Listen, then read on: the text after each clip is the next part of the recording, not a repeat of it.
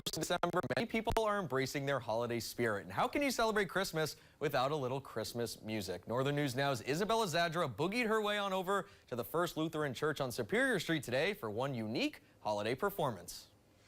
We tend to think of Christmas music being played by pipers piping and drummers drumming. But what about tubas tubaing?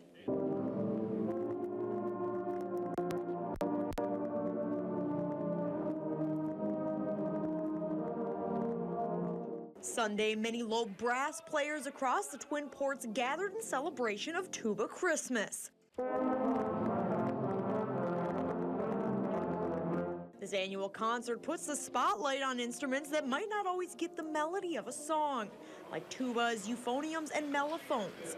It's a chance for people, young and old, to pick up their horns and play together. The first Tubachristmas was started by famous tuba teacher Harvey Phillips 51 years ago, and is still a time-honored tradition across the country, including right here in Duluth. Coordinator and conductor Grant Studer loves celebrating Tubachristmas because it's a chance to share the sounds of these low voices with the community. It's a chance to say, hey, these low voices that don't normally get showcased can come together and make really, really beautiful music. Sophia Fensky has been participating in Duluth's Tubachristmas for the last 5 years.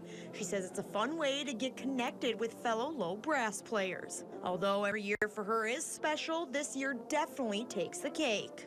My euphonium teacher is here, and I'm now a euphonium teacher, and my student is here. Fensky adds events like Tubachristmas are of high importance because it's an opportunity to get musicians with different skill levels from all walks of life making music together. It's not something that happens often. It's not something that people get to do, so I'm really grateful for an event like this.